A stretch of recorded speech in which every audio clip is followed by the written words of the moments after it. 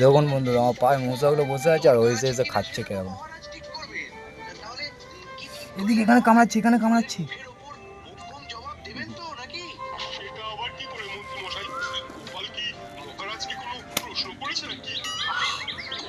দে একটু দুটো দে।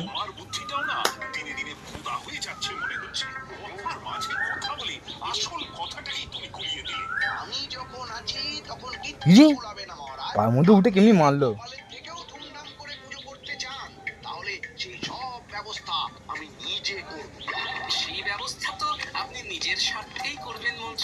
দেখছেন বন্ধুরা কেমনি পায়ের মধ্যে বসে আছে আর কেমনি হাঁটছে এসে, কোনো ভয় নেই ওর, যেহেতু আমার বন্ধু হয়ে গেছে।